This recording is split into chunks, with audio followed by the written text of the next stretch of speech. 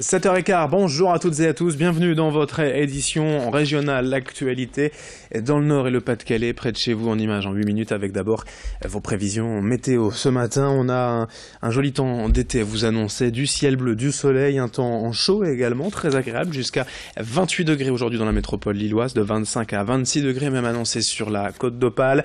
Cette tendance devrait d'ailleurs se maintenir encore aujourd'hui et demain. Une dégradation est attendue malheureusement au milieu de semaine, mercredi ou jeudi. On fera le point juste après ce journal avec vos prévisions complètes. L'info trafic dans la région, plusieurs infos comme ça à vous donner. D'abord un obstacle sur l'autoroute A25 vers Lille, à l'est de Bailleul et de Métrenne. Un encombrement sur la chaussée, pour l'instant sans gravité. Un accident également sur la RN 42 entre Boulogne et Saint-Omer vers l'est à Surques. Et puis 3 véhicules en panne sur l'A25 en arrivant vers la métropole lilloise. Mais c'est encore les vacances pour beaucoup et tous ces petits incidents n'engendrent pas vraiment de ralentissement, en tout cas pour l'instant. On vous tient bien sûr informé tout au long de cette édition matinale. Une première image d'abord dans l'actualité du week-end dans la région et une belle image pour évoquer la traditionnelle fête du flobard à 800. Comme chaque année, l'événement clôt en quelque sorte la saison estivale sur la côte et attire de nombreux touristes. Le flobard, c'est cette embarcation de pêche traditionnelle typique de la côte d'Opale. Elle est encore utilisée aujourd'hui par quelques irréductibles. Ce bateau à fond plat, mis à l'eau à même la plage par des chevaux à l'origine et désormais par des tracteurs, subsiste encore de nos jours grâce à la passion de ces pêcheurs et ce genre de pêche traditionnelle. Et de fait, de nombreuses animations ont eu lieu donc ce week-end à 800, l'incontournable défilé des flobards et pour la première fois une bénédiction de la mer. Nos équipes étaient sur place avec un des responsables de l'événement. Donc là les bateaux sont partis en mer, ils sont en train de remonter, ils vont remonter de la pêche. Là, les filets ont été mis hier soir et ils vont remonter de la pêche, ils reviennent à l'exposition et ils vont nettoyer les filets devant le public pour montrer la sortie des poissons du filet et montrer au public comment on sort les poissons. Le public va participer, il va voir un peu comment on sort les poissons et puis mettre la main à la pâte.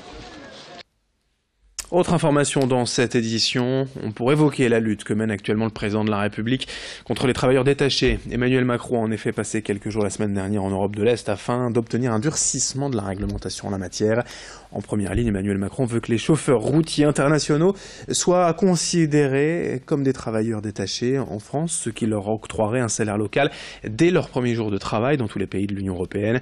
Une mesure que refuserait notamment la Pologne au titre de l'avantage concurrentiel que retirent aujourd'hui les entreprises de transport polonaises. Alors pour la Fédération des transports routiers dans la région, la démarche du président de la République est bonne. Les transporteurs régionaux souffrant de cette concurrence internationale depuis des années. Explication au micro de Céline Huret.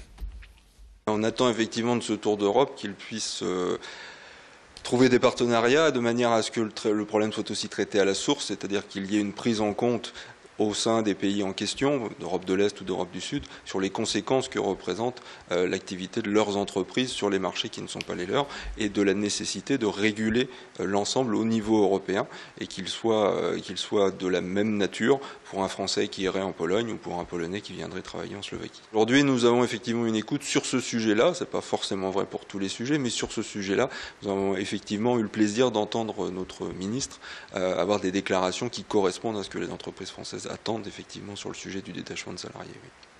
L'actualité politique également dans la région avec le campus des Jeunes Républicains ce week-end au Touquet. Un rendez-vous censé célébrer l'unité, le renouveau de la droite après l'échec à la présidentielle. Un rendez-vous important aussi pour le maire du Touquet, Daniel Fasquelle, candidat à la présidence des Républicains et dont l'élection aura lieu en décembre. Il devra néanmoins faire face au grandissime favori Laurent Wauquiez.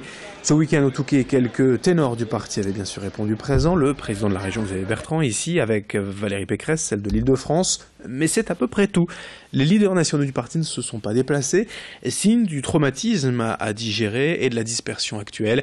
On écoute tout de même une jeune représentante des Républicains hier au Touquet au micro de Morgane Relan. Les militants, ils veulent être mis au cœur au cœur du parti, au cœur des décisions, surtout qu'on les écoute, qu'on les entende, qu'on fasse des choses pour eux, qu'on leur propose des formations, voilà, qui ne pas uniquement les choses qui descendent depuis Paris vers les militants. Les militants, c'est une base solide qui était là, qui est toujours là. La preuve, aujourd'hui, ce week-end, on était nombreux et c'est d'eux que la dynamique va renaître.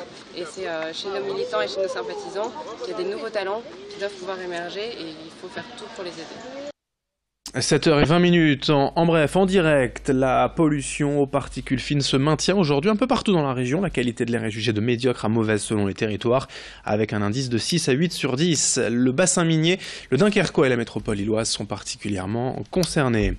À Roubaix, le maire a écrit ces derniers jours au ministre de l'Intérieur pour lui demander de tester la nouvelle police de proximité dans sa ville.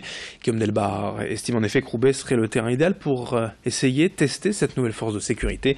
Pas de réponse pour l'instant du gouvernement. Et puis ce week-end, près de Dunkerque à Saint-Paul-sur-Mer, un jeune de 18 ans est mort dans la nuit de vendredi à samedi après une chute du 3e étage d'un immeuble de la rue de la République. Il s'agirait apparemment d'un accident. On termine avec du sport dans ce journal, de la voile et le retour à domicile de la championne de France espoir de planche à voile, Héloïse Macquart. Après avoir remporté la plupart des titres en jeunes, notamment celui de championne du monde minime, la Calaisienne a confirmé récemment à Brest en remportant ce titre national espoir, puis ramenant même une belle médaille de bronze en championnat extrême glisse à Quiberon. Le prochain objectif pour Héloïse sera donc le mondial espoir fin octobre en Espagne. Avant cela, nous l'avons rencontrée lors de son retour chez elle, au yacht club du Calaisis. À la base, Tom de Souville de Sangatte. On écoute son entraîneur même plutôt, au micro de Jean-Baptiste Powels.